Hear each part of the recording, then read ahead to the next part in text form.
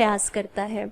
तो आइए इस कविता को शुरू करते हैं और इस कविता के द्वारा कवि हमें क्या सीख देना चाहते हैं अब ये भी जान लेते हैं।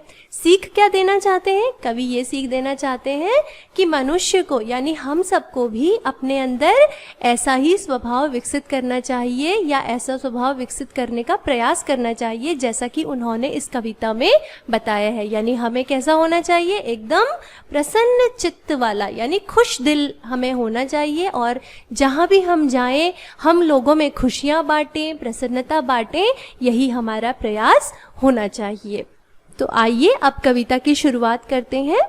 कविता का पहला पद है, हम दीवानों की क्या हस्ती है, आज यहाँ कल वहाँ चले, मस्ती का आलम साथ चला, हम धूल उड़ाते जहाँ चले।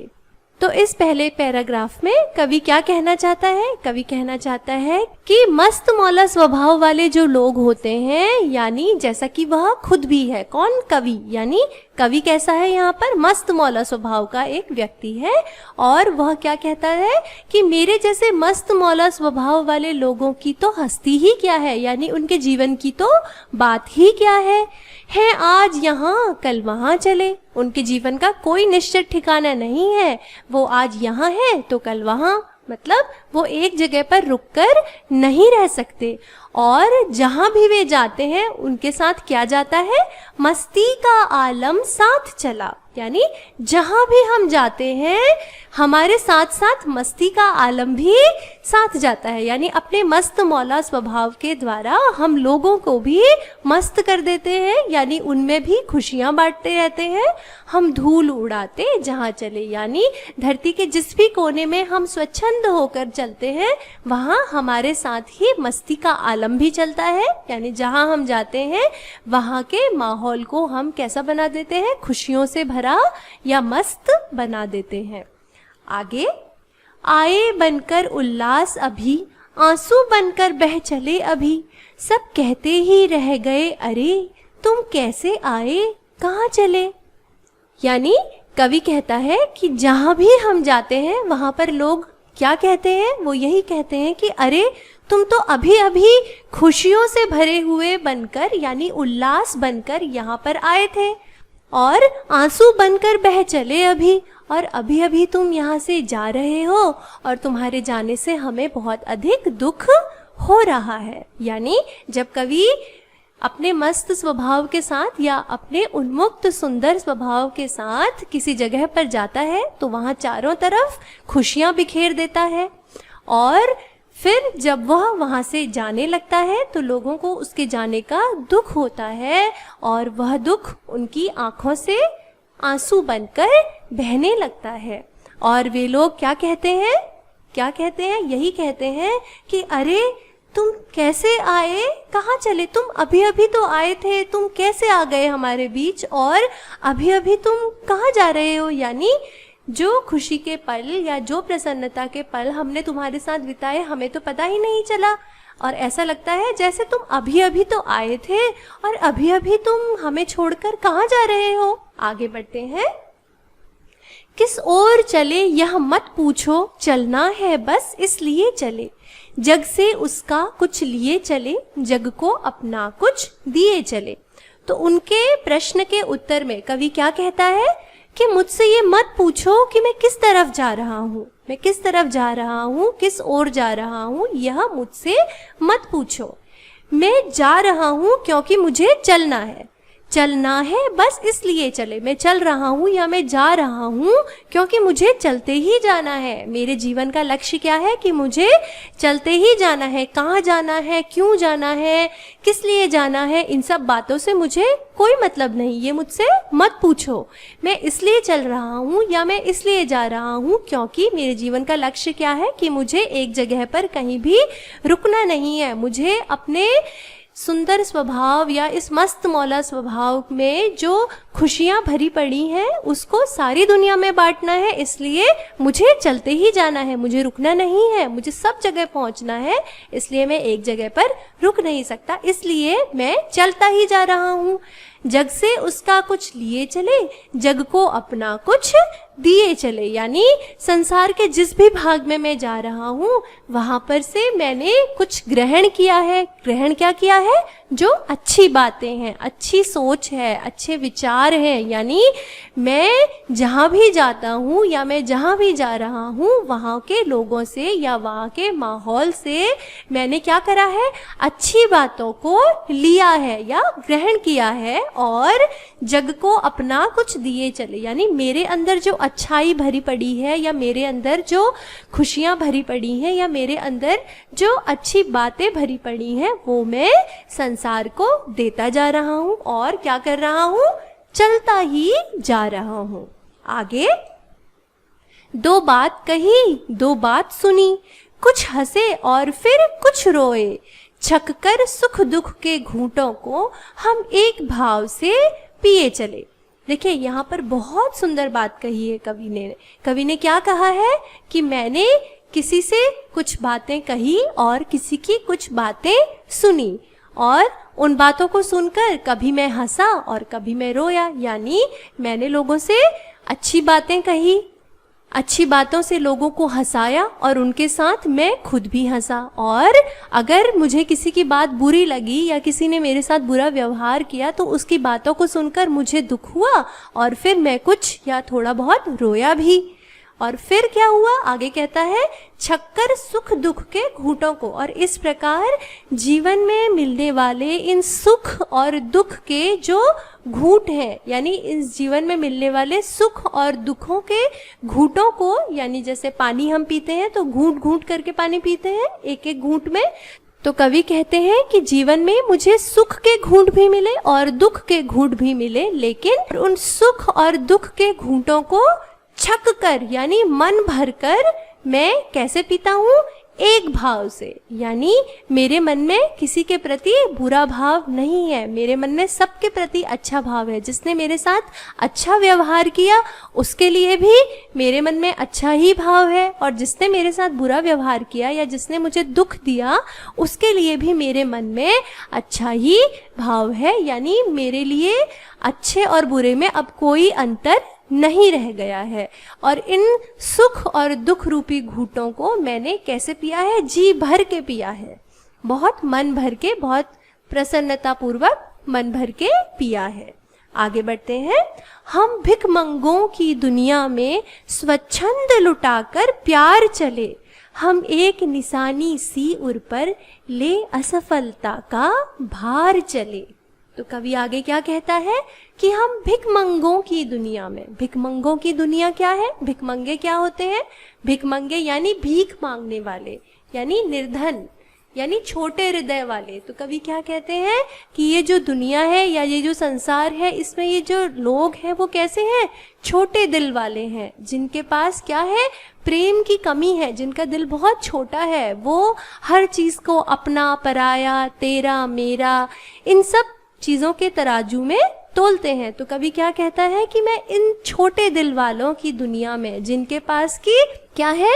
प्रेम नहीं है, जिनका दिल बहुत छोटा है, जो हमेशा सिर्फ मांगना ही जानते हैं, ऐसे लोगों की दुनिया में हम स्वच्छंद लुटाकर प्यार चले। स्वच्छंद यानी एकदम खुले दिल से, पूरे मन से और खुले भाव से प्यार, जो मेरे अंदर प्यार भरा है या जो मेरा सुंदर स्वभाव है उसमें जो प्यार है, या दुनिया में जो खुशियों को बांटने का तरीका है उसको मैं कैसे बांटता हुआ जा रहा हूँ? एकदम खुले दिल से बांटता हुआ जा रहा हूँ। मेरे अंदर जो खुशियाँ हैं या मेरे स्वभाव के द्वारा लोगों को जो खुशियाँ मिलती हैं उसे मैं स्वच्छंद रूप से यानी खुले दिल से लुटाकर।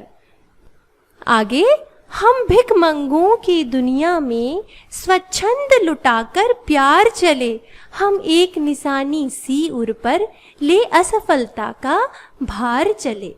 तो कवि यहाँ पर क्या कहता है कि हम भिखमंगों की दुनिया में, भिखमंगे यानी भीख मांगने वाले। भीख मांगने वाले कौन होते हैं? जो लोग निर्धन होते हैं, जिनके पास धन आदि की कमी होती है। तो कवि ने यहाँ पर सबसे बड़ा धन किसे बताया है? प्रसन्नता को या खुशियों को। तो कवि क्या कहता है कि ये जो दुनिया है जिसमें ऐसे लोग हैं जिनके पास क्या है? छोटा दिल है, जिनके पास खुशियों की कमी है। तो हम ऐसे छोटे दिल वालों की दुनिया में स्वच्छंद लुटाकर प्यार चले। ऐसे लोग जिनके जीवन में प्रेम की बहुत अधिक कमी है, उनकी दुनिया में मैं प्रेम को कैसे लुटाकर जा रहा हूँ या प्यार को कैसे लुटाकर जा रहा हूँ, स्वच्छंद रूप से, यानी एकदम खुले रूप से, खुले दिल से मैं उनकी दुनिया में प्यार लुटाकर जा रहा हूँ, जिनकी दुनिया में प्यार नहीं है या जिनकी दुनिया में खुशियों की कमी है। और फिर आगे क्या कहते हैं वह, हम एक निशानी सी उर पर ले असफलता का भार चले। और कवि कहता है कि अगर अपने इस प्रयास में, लोगों को खुश करने के प्रयास में या लोगों के जीवन में खुशियाँ भरने के प्रयास में मैं कहीं असफल भी हो जाता हूँ, तो उस असफलता को भी मैं अपनी ही कमी मानता हूँ और उसको मैं अपने ही दिल पर, उर पर यानी अपने मन पर भार के रूप में धारण करते हुए आगे बढ़ जाऊंगा। उसका दोषी मैं और किसी को नहीं मानूंगा। यानी अपने जीवन में मैं जब कभी असफल भी हुआ हूँ तो उसका दोषी भी मैं अपने आप को ही मानूंगा और उसको भार स्वरूप अपने उर पर यानी अपने मन पर धारण करके मैं आगे बढ़ जाऊंगा। अगला पद है, अब अपना और पराया क्या, आबाद रहें रुकने वाले, हम स्वयं बंधे थे और स्वयं हम अपने बंधन तोड़ चले। तो कवि क्या कहता है कि अब मैं ऐसी स्थिति में पहुंच गया हूं या मेरे अंदर जीवन को लेके इतना अच्छा सकारात्मक दृष्टिकोण जागृत हो चुका है कि अब मुझे अपने और पराये में कोई अंतर नहीं लगता। यानी अब मेरे अंदर अपने और परायों को लेकर कोई पक्षपात की भावना नहीं है। यानी मेरे अंदर ये भावना अब बिल्कुल ही समाप्त हो चुकी है कि ये मेरा अपना है, ये तो पराया है, तो अगर ये मेरा अपना है तो इससे मैं अधिक प्रेम करूं और ये पराया है तो मुझे इससे कम प्रेम करना चाहिए। ऐसी भावना अब मेरे अंदर नहीं है। अब मैं सभी को कैसे देखता हूँ, एक समान भाव से देखता हूँ। और कवि आगे क्या कहता है, आबाद रहें रुकने वाले, यानी वे लोग जो अभी भी इन भावों पर अटक गए हैं, रुक गए हैं, वो कैसे रहें, आबाद रहें, वो उनके मंगल की कामना करता है। और क्या कहता है, हम स्वयं बंधे थे और स्वयं हम अपने बंधन तोड़ चले। तो कवि आगे क्या कहता है कि संसार की इन बातों में, संसार की इन लुभावनी चीज़ों में मैं स्वयं बंधा था। मुझे किसी ने मजबूर नहीं किया था इन सब में बंधने के लिए, मैं अपनी मर्जी से इन सब चीज़ों में बंधा था, सांसारिक भावों में बंधा था। और अब जबकि मेरे अंदर ज्ञान का प्रकाश जग गया है, या अब जबकि मेरे अंदर संभाव या समान रूप से सारे संसार को देखने का भाव जागृत हो चुका है, तो अब मैं अपने इन सारे बंधनों को खुद ही तोड़कर आगे बढ़ना चाहता हूँ या आगे बढ़ चुका हूँ। तो आज हमने कक्षा 8 की पाठ्य पुस्तक वसंत भाग 3 में दी गई यह बहुत सुंदर कविता पढ़ी और समझी। और अब इस कविता के प्रश्न अभ्यास हम अपने अगले भाग में करेंगे। तब तक के लिए thanks for watching this video and for more such videos please subscribe to our channel. Thank you.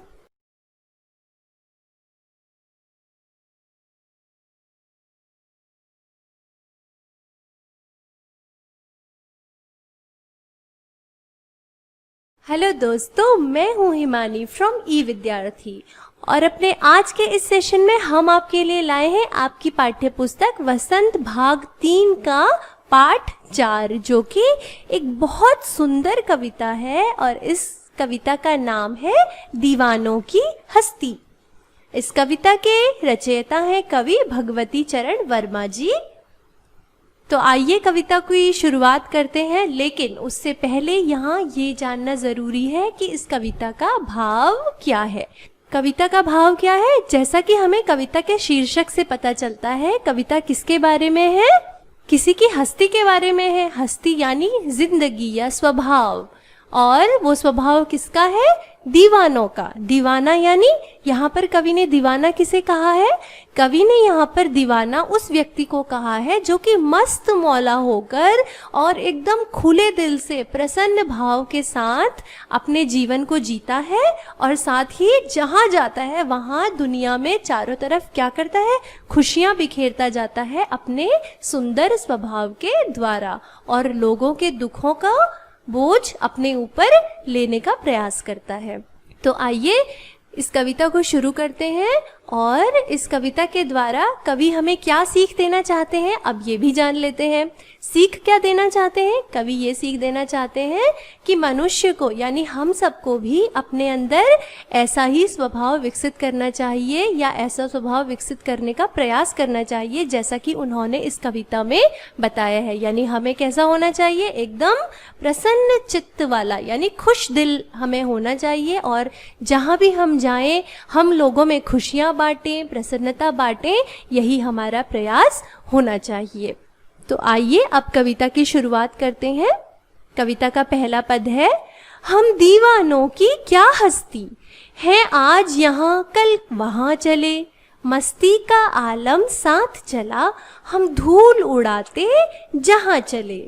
तो इस पहले पैराग्राफ में कवि क्या कहना चाहता है? कवि कहना चाहता है कि मस्त मौला स्वभाव वाले जो लोग होते हैं यानी जैसा कि वह खुद भी है। कौन? कवि। यानी कवि कैसा है? यहाँ पर मस्त मौला स्वभाव का एक व्यक्ति है और वह क्या कहता है कि मेरे जैसे मस्त मौला स्वभाव वाले लोगों की तो हस्ती ही क्या है, यानी उनके जीवन की तो बात ही क्या है आज यहाँ कल वहाँ चले। उनके जीवन का कोई निश्चित ठिकाना नहीं है, वो आज यहाँ है तो कल वहाँ, मतलब वो एक जगह पर रुककर नहीं रह सकते और जहाँ भी वे जाते हैं उनके साथ क्या जाता है? मस्ती का आलम साथ चला। यानी जहाँ भी हम जाते हैं हमारे साथ साथ मस्ती का आलम भी साथ जाता है। यानी अपने मस्त मौला स्वभाव के द्वारा हम लोगों को भी मस्त कर देते हैं, यानी उनमें भी खुशियाँ बांटते रहते हैं। हम धूल उड़ाते जहाँ चले, यानी धरती के जिस भी कोने में हम स्वच्छंद होकर चलते हैं वहाँ हमारे साथ ही मस्ती का आलम भी चलता है। यानी जहाँ हम जाते हैं वहाँ के माहौल को हम कैसा बना देते हैं? खुशियों से भरा या मस्त बना देते हैं। आगे, आए बनकर उल्लास अभी, आंसू बनकर बह चले अभी, सब कहते ही रह गए अरे तुम कैसे आए कहाँ चले। यानी कवि कहता है कि जहाँ भी हम जाते हैं वहाँ पर लोग क्या कहते हैं? वो यही कहते हैं कि अरे तुम तो अभी अभी खुशियों से भरे हुए बनकर यानी उल्लास बनकर यहाँ पर आए थे और आंसू बनकर बह चले अभी, और अभी अभी तुम यहाँ से जा रहे हो और तुम्हारे जाने से हमें बहुत अधिक दुख हो रहा है। यानी जब कवि अपने मस्त स्वभाव के साथ या अपने उन्मुक्त सुंदर स्वभाव के साथ किसी जगह पर जाता है तो वहाँ चारों तरफ खुशियाँ बिखेर देता है और फिर जब वह वहाँ से जाने लगता है तो लोगों को उसके जाने का दुख होता है और वह दुख उनकी आँखों से आंसू बनकर बहने लगता है और वे लोग क्या कहते हैं?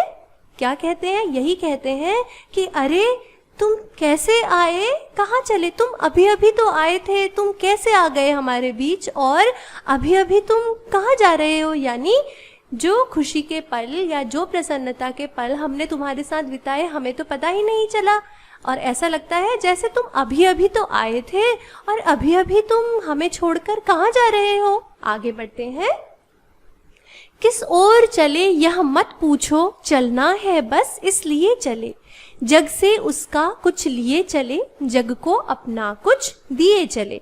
तो उनके प्रश्न के उत्तर में कवि क्या कहता है कि मुझसे ये मत पूछो कि मैं किस तरफ जा रहा हूँ, मैं किस तरफ जा रहा हूँ, किस ओर जा रहा हूँ, यह मुझसे मत पूछो। मैं जा रहा हूँ क्योंकि मुझे चलना है, चलना है बस इसलिए चले। मैं चल रहा हूँ या मैं जा रहा हूँ क्योंकि मुझे चलते ही जाना है। मेरे जीवन का लक्ष्य क्या है कि मुझे चलते ही जाना है। कहाँ जाना है, क्यों जाना है, किस लिए जाना है, इन सब बातों से मुझे कोई मतलब नहीं, ये मुझसे मत पूछो। मैं इसलिए चल रहा हूँ या मैं इसलिए जा रहा हूँ क्योंकि मेरे जीवन का लक्ष्य क्या है कि मुझे एक जगह पर कहीं भी रुकना नहीं है। मुझे अपने सुंदर स्वभाव या इस मस्त मौला स्वभाव में जो खुशियाँ भरी पड़ी हैं उसको सारी दुनिया में बांटना है, इसलिए मुझे चलते ही जाना है, मुझे रुकना नहीं है, मुझे सब जगह पहुंचना है, इसलिए मैं एक जगह पर रुक नहीं सकता, इसलिए मैं चलता ही जा रहा हूँ। जग से उसका कुछ लिए चले, जग को अपना कुछ दिए चले। यानी संसार के जिस भी भाग में मैं जा रहा हूँ वहां पर से मैंने कुछ ग्रहण किया है। ग्रहण क्या किया है? जो अच्छी बातें हैं, अच्छी सोच है, अच्छे विचार हैं। यानी मैं जहाँ भी जाता हूँ या मैं जहाँ भी जा रहा हूँ वहाँ के लोगों से या वहाँ के माहौल से मैंने क्या करा है? अच्छी बातों को लिया है या ग्रहण किया है और जग को अपना कुछ दिए चले। यानी मेरे अंदर जो अच्छाई भरी पड़ी है या मेरे अंदर जो खुशियाँ भरी पड़ी हैं या मेरे अंदर जो अच्छी बातें भरी पड़ी हैं वो मैं संसार को देता जा रहा हूँ और क्या कर रहा हूँ? चलता ही जा रहा हूँ।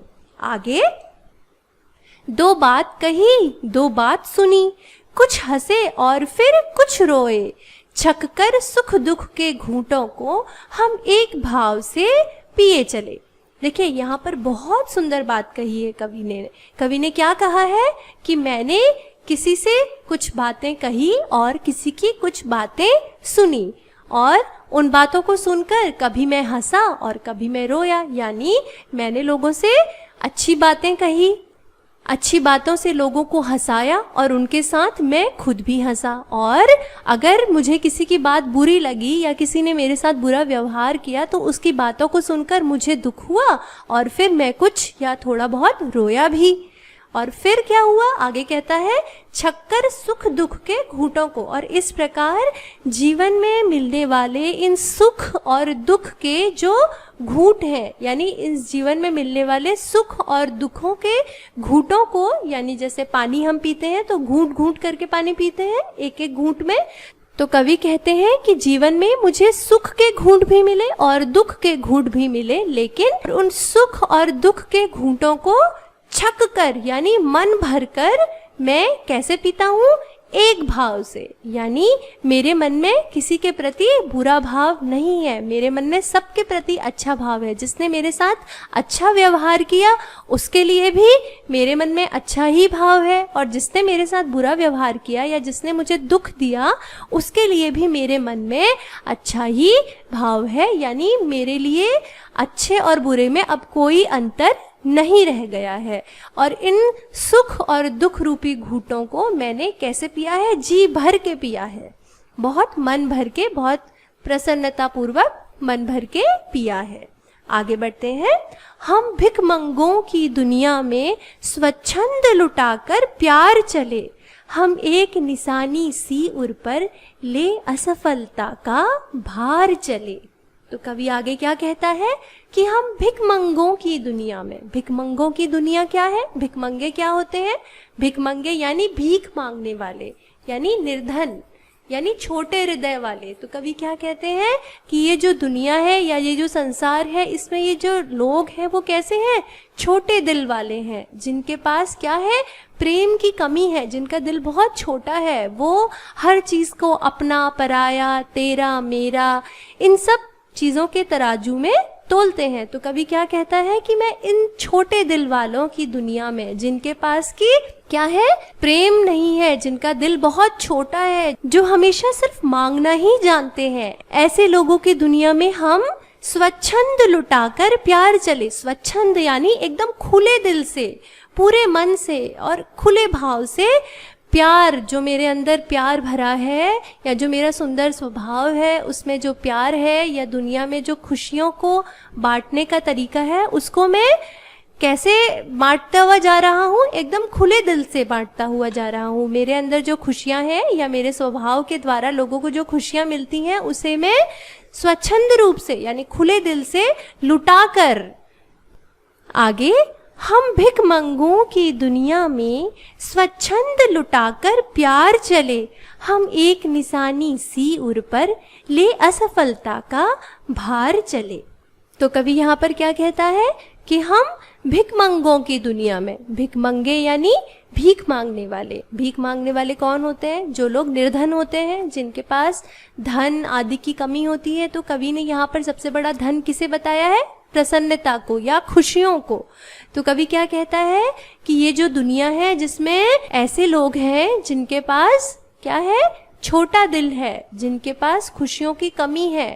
तो हम ऐसे छोटे दिल वालों की दुनिया में स्वच्छंद लुटाकर प्यार चले। ऐसे लोग जिनके जीवन में प्रेम की बहुत अधिक कमी है, उनकी दुनिया में मैं प्रेम को कैसे लुटाकर जा रहा हूँ या प्यार को कैसे लुटाकर जा रहा हूँ, स्वच्छंद रूप से, यानी एकदम खुले रूप से, खुले दिल से मैं उनकी दुनिया में प्यार लुटाकर जा रहा हूँ जिनकी दुनिया में प्यार नहीं है या जिनकी दुनिया में खुशियों की कमी है। और फिर आगे क्या कहते हैं वह, हम एक निशानी सी उर पर ले असफलता का भार चले। और कवि कहता है कि अगर अपने इस प्रयास में, लोगों को खुश करने के प्रयास में या लोगों के जीवन में खुशियाँ भरने के प्रयास में मैं कहीं असफल भी हो जाता हूँ, तो उस असफलता को भी मैं अपनी ही कमी मानता हूँ और उसको मैं अपने ही दिल पर, उर पर यानी अपने मन पर भार के रूप में धारण करते हुए आगे बढ़ जाऊंगा। उसका दोषी मैं और किसी को नहीं मानूंगा। यानी अपने जीवन में मैं जब कभी असफल भी हुआ हूँ तो उसका दोषी भी मैं अपने आप को ही मानूंगा और उसको भार स्वरूप अपने उर पर यानी अपने मन पर धारण करके मैं आगे बढ़ जाऊंगा। अगला पद है, अब अपना और पराया क्या, आबाद रहें रुकने वाले, हम स्वयं बंधे थे और स्वयं हम अपने बंधन तोड़ चले। तो कवि क्या कहता है कि अब मैं ऐसी स्थिति में पहुंच गया हूं या मेरे अंदर जीवन को लेके इतना अच्छा सकारात्मक दृष्टिकोण जागृत हो चुका है कि अब मुझे अपने और पराये में कोई अंतर नहीं लगता। यानी अब मेरे अंदर अपने और परायों को लेकर कोई पक्षपात की भावना नहीं है। यानी मेरे अंदर ये भावना अब बिल्कुल ही समाप्त हो चुकी है कि ये मेरा अपना है, ये तो पराया है, तो अगर ये मेरा अपना है तो इससे मैं अधिक प्रेम करूं और ये पराया है तो मुझे इससे कम प्रेम करना चाहिए। ऐसी भावना अब मेरे अंदर नहीं है। अब मैं सभी को कैसे देखता हूँ, एक समान भाव से देखता हूँ। और कवि आगे क्या कहता है, आबाद रहें रुकने वाले, यानी वे लोग जो अभी भी इन भावों पर अटक गए हैं, रुक गए हैं, वो कैसे रहें, आबाद रहें, वो उनके मंगल की कामना करता है। और क्या कहता है, हम स्वयं बंधे थे और स्वयं हम अपने बंधन तोड़ चले। तो कवि आगे क्या कहता है कि संसार की इन बातों में, संसार की इन लुभावनी चीज़ों में मैं स्वयं बंधा था। मुझे किसी ने मजबूर नहीं किया था इन सब में बंधने के लिए, मैं अपनी मर्जी से इन सब चीज़ों में बंधा था, सांसारिक भावों में बंधा था। और अब जबकि मेरे अंदर ज्ञान का प्रकाश जग गया है, या अब जबकि मेरे अंदर संभाव या समान रूप से सारे संसार को देखने का भाव जागृत हो चुका है, तो अब मैं अपने इन सारे बंधनों को खुद ही तोड़कर आगे बढ़ना चाहता हूँ या आगे बढ़ चुका हूँ। तो आज हमने कक्षा 8 की पाठ्य पुस्तक वसंत भाग 3 में दी गई यह बहुत सुंदर कविता पढ़ी और समझी। और अब इस कविता के प्रश्न अभ्यास हम अपने अगले भाग में करेंगे। तब तक के लिए thanks for watching this video and for more such videos please subscribe to our channel. Thank you.